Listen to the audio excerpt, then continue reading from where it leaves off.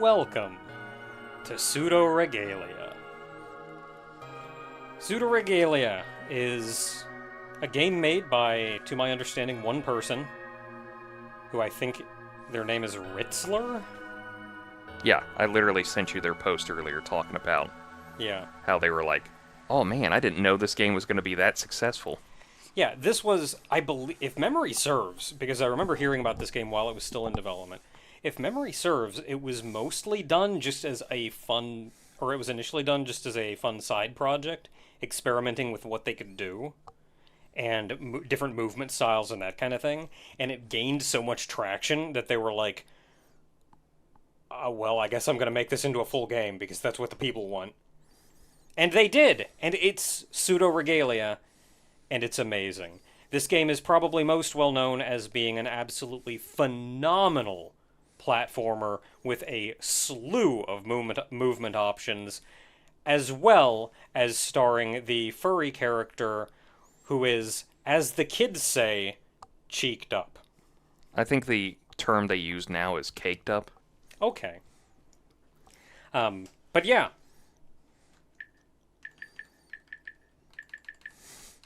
I have seen videos of this, I've watched playthroughs of this, so I am not going in blind, but this is my first time exploring the game myself, so I'm not going to have a lot of sense of where things are, how to go around, so it's going to be like, as I do oftentimes, pseudo-blind. Pseudo-blind? For Pseudoregalia?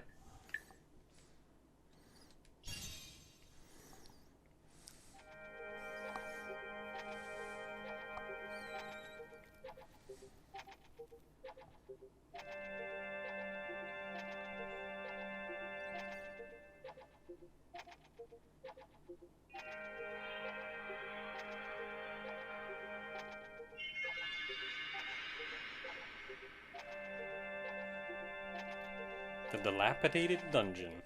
So we start out with very little idea of what's going on, or where we are, or who we are. Our name, by the way, is Sybil, I believe. Sybil, yeah. Sybil. And we have all of the attributes that make us a really cool-looking character. We got a little animal snoot, we got antlers, we got really big thighs, we got the little, like, bunny suit vest, almost. And? Everything you need. And the little, like, legs that go backwards. What's the word for that? Digitigrade? It's digigrade, because there's plantigrade, which I think is what we have. Yeah. And big old bunny ears. And also, and I'm going to do my worst Al Pacino accent here, a great ass! Okay, so, now that we've gotten that out of our system. Yeah, we're good. We're good. We've done it. We did all the memes. We did it. We've done the memes. Okay. I don't know if this character is supposed to actually be an anthropomorphization of a specific animal, a goat, probably. I think I've or heard, if it's just an assortment of. I think I've heard goat as the closest, but I think it's definitely one of those like mix mash kind of things. Yeah. Like, look, don't. I just made a character. Don't worry about it. It's just literally all it is. I just made a character that looks cool. Don't worry about it. That's all it is. It's like just made a character, nice design, and that's just all. Don't worry about it. So you can also see the, I believe you looked it up, and it's the Art Deco style for the UI. Which weirdly fits. You know what the funny part is I didn't look up the Art Deco to figure out what it was. I looked up Art Deco to clarify that I already knew it was Art Deco. I just needed to make sure. And kind of another neat thing is the intentionally low frame rate on your character as well as other characters' animations. I know we were playing this earlier just to like for you to get used to the controls and figure out stuff.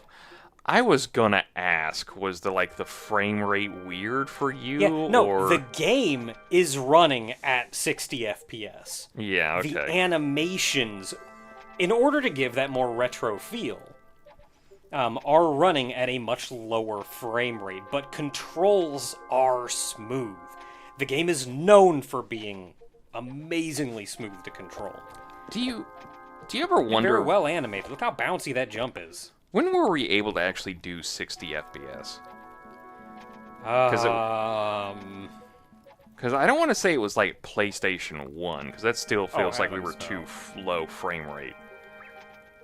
But I also don't want to try to pretend like PlayStation 2 probably didn't have some 60 FPS. I feel like PlayStation 2 was getting to the point where maybe some things could, like maybe they could run a video that was 60, because there was a lot of variable frame rates for a time. Because I remember when the Paper Mario Thousand Year Door remake came out, they had locked it at a 30 FPS, and it really doesn't feel like it. There's some input stuff that's weird. If the games are designed for that FPS, you can make it look phenomenal. Like, you don't miss it. Well, the problem is like there's some input problems with like power jumping, so you have to relearn the rhythm for the 30. Because apparently the original on the GameCube was 60 FPS. I can currently do nothing except jump. And I was just like, I remember that being a thing, but I was like, was it really the PS2 era was when... That's a lock-on button. Also, if you press in the right stick. First person. I got feet! And hands! So this is what a first-person model looks like.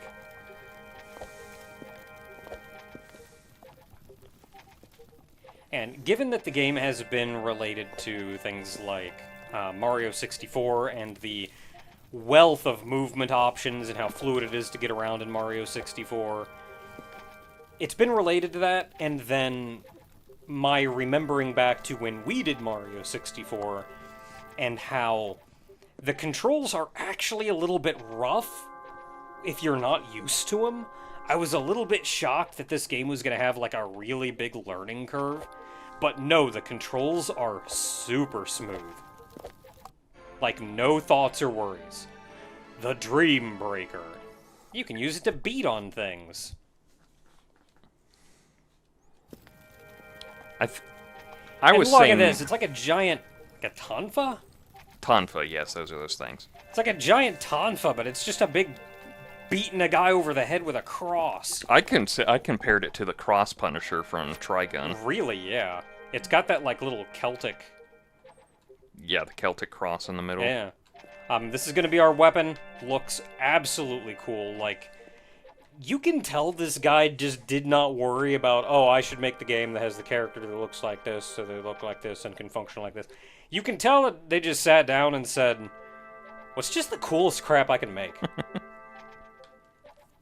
It's like, no, they're gonna hold the weapon like this. It's gonna look like this. Whatever. Yeah, break that wall. Break down the wall. So the game is kind of a combination of, I would say, like Mario 64 and, honestly, Dark Souls. I was kind of hoping we'd avoid Dark Souls, but I guess we get that early on enough. Nobody's really going to care too much. Because what we're going to get is, you do have heals that you can use. We're going to have some more elaborate boss fights later on, but a lot of the emphasis is on the platforming. I'm going the wrong way. Well, as opposed to Dark Souls, I say Dark Souls because it's 3D, but the heals specifically function like Hollow Knight. Yeah. But then Hollow Knight is also like a Dark Souls Metroidvania. Yeah, Metroidvania.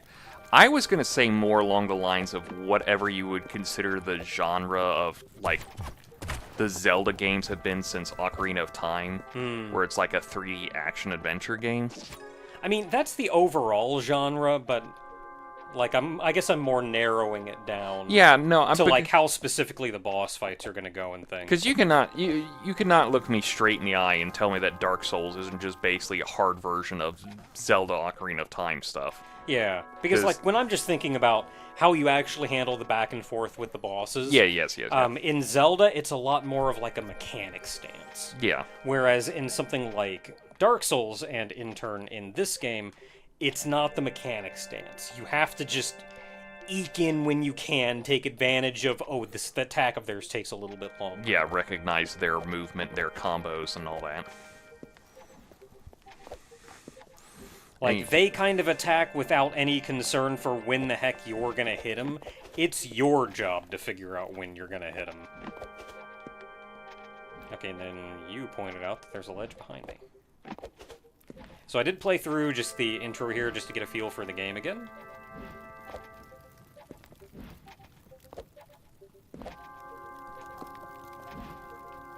Very moody. But, like, I don't know, I like moody. You're in the dilapidated dungeons. Yeah. What do you think was going to happen? It's very moody. Moody dungeon. So far, a lack of loading screens, too. Like, you go into areas, and I almost wonder if it loads on the fly. Kind of like how Metroid Prime loaded each room that you went in. Oh, so when like... when you shot a door, it then loaded that room, and the door opened after it loaded. This is why some doors would, like, you'd shoot, and they'd stay gray for a second before they open. Specifically in Metroid Prime, when you're going out to the friggin' all the Chozo artifacts, like where you fight Ridley at the end of the game. Meta Ridley. Yeah. Like, that one in particular takes like 10 years after you shoot that door to open, because it's loading a friggin' nightmare. Well, it's because they're loading that, and I think they're also loading part of the crater. Yeah, probably.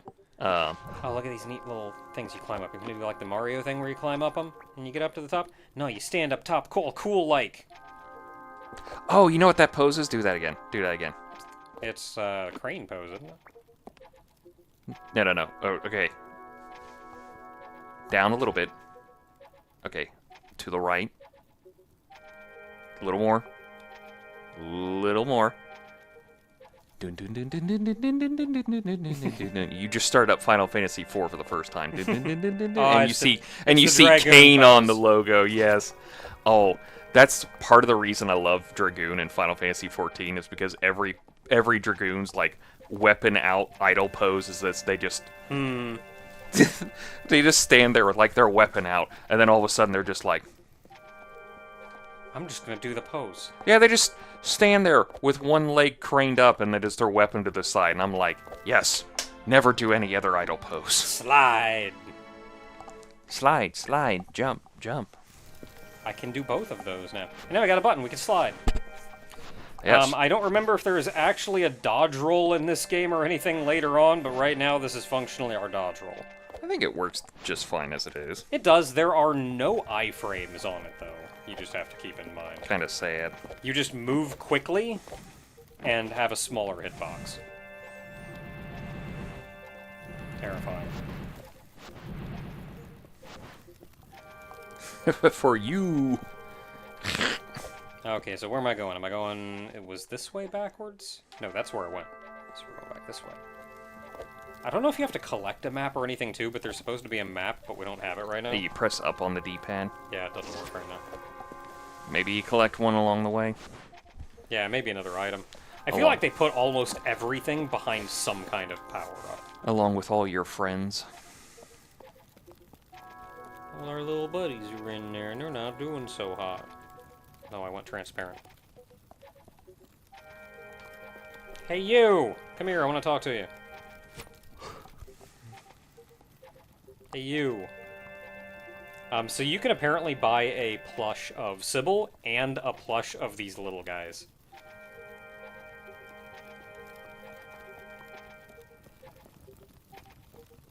It's not a makeshift thing, is I it? talk to you.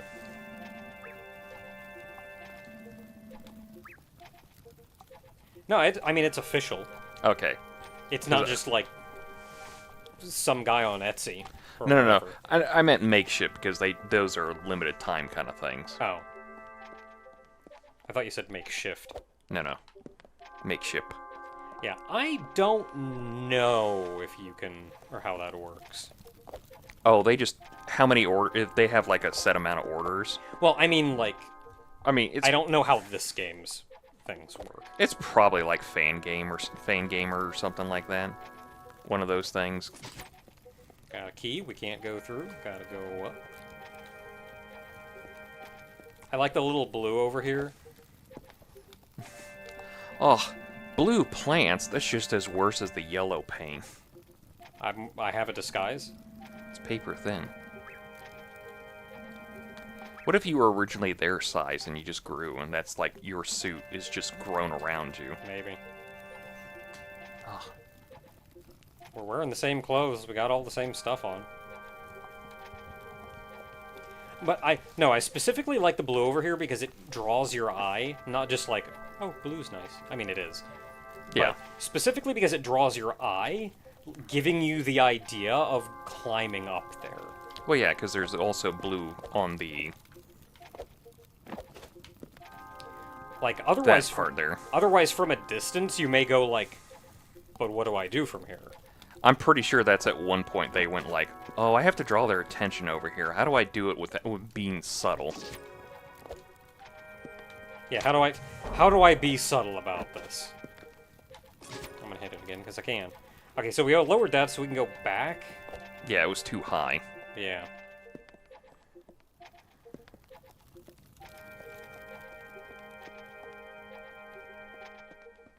And then we're coming down here to our first boss fight. Even though we've encountered thus far one enemy. I think he's called Strong Eyes. I don't know if the boss is Strong Eyes or if the guy that just disappeared is Strong Eyes. Man, maybe the guy who disappeared is Strong Eyes.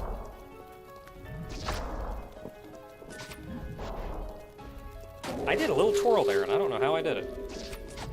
Maybe you do have like a dodge thing, you just don't know how to do it yet. You have to like do a just dodge or something.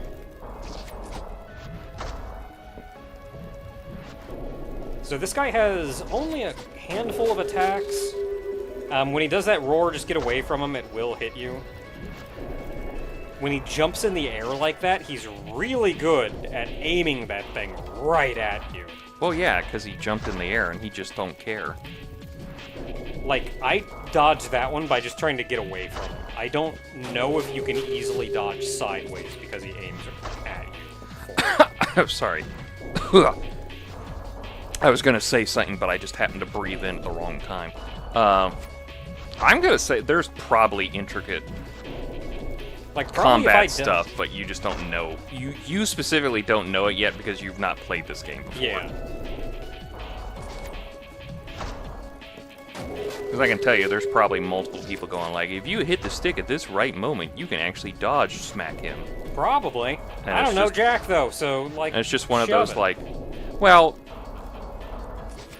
you haven't learned it because the game hasn't given you the chance to kind of, like, organically learn it. It's just throwing you into one boss fight, and you're kind of like, what do I do here? Mm-hmm. Other than just smack him around. And who knows? Almost everything in this game is hidden behind some kind of power-up. So I wouldn't be surprised if later on they go, you can now use your slide to dodge a dodge.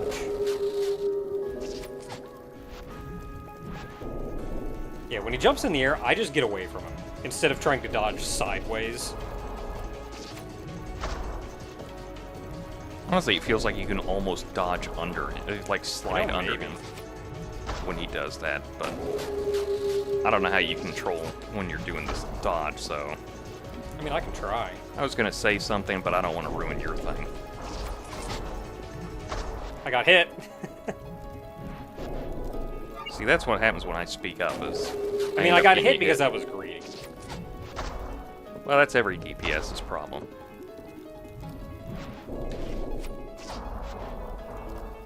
Now I'm on the wrong side of him, and it's awkward. Crap! I'm too far away.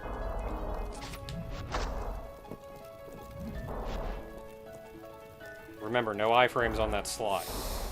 Yeah, you could probably... Not a complaint, not a, like, I'm gonna type this out in the comments. You could probably play a little more aggressive if you slid behind him when Yeah, he does you'll- those big swings, but that's just a... I'm just seeing it from my perspective. Yeah, well, and also, this is... First boss. Here, got him. Didn't even have to heal. That's how you heal. This is something that people who have seen me play more difficult games are probably familiar with, which is that I play very defensively. Yeah. Like, to some people more comfortable with the game, frustratingly defensively. Well, I mean, there are Diablo 2, you're basically the tank, and You were the tanking and I was the spanking, which is like half the reason. Like until I figured out that I could use mana wall to have like a second health pull. I can go through here. You were basically like screwed every time I died because you couldn't do crap. It'll take me 10 years to kill him. Yeah. You won't die, but it'll take you. They can't kill me. Yeah. But I'm gonna be here for a while. Yeah, but so my goal when playing through games like these, my first priority is never die. Doing damage is secondary. If they die at some point, cool. But my first priority is never die. The death of 1,000 cuts. You may not hit me, but I'm slowly bleeding you. Yeah. And what that means is my goal is to be able to not just like brute force them down and win and do the back and forth. My goal is to be able to last indefinitely. I could fight them forever. Then I start kind of optimizing from there and going, okay, I know how to not die ever. Now I'm going to try to eke out just a little bit more damage while retaining that not dieableness. And the trouble then is that oftentimes when you kill a boss, the first time you kill him is the first time you kill him. Which means I'm not taking the time to get so familiar with the boss that I can just do the back and forth and just, like, absolutely destroy him. Where me, on the other hand, I'm a guy who looks at my health bar and goes like, my health is a resource to be used. If I can get through this phase without using that much resource, I'll be fine. And I can, like, greed here and there a little more. But it's definitely one of those, like, I'm not doing a no-hitter. I'm doing if I get hit, can I hit them back to make up for that loss in resource? Because what's the point of a resource if I'm not using it? And, like, I'm the kind of person who would eventually do a no-hit run. Yeah. Not even intentionally. Like, I'm sitting down there going, oh, I'm gonna knock you out, I'm gonna do this no-hit run. That's just how my brain handles these fights. And so my first win is going to be very defensive, very slow, while I very slowly whittle them down. If I had to fight a guy multiple times, the fight would get faster and faster as I eke it out. But you don't have to fight him multiple times, so you're going to get what you get, and that's going to be probably a very defensive fight where I whittle him down eventually. That's that room where the grate was knocked over, and we had to break that wall over there after we got our cross. I mean, that's just the difference, a fundamental difference in our play style. Is it is. You're defensive because you just kind of want to win, where I'm just kind of like, can I smack him hard enough just to get past this phase? Oh, and then there was this, which was interesting. Yeah. So, one of the little goat guys mentioned the princess before, and that he hoped he didn't disappoint them. But then it says, but with the 3 powers of the sun, some can find their own path. So that's...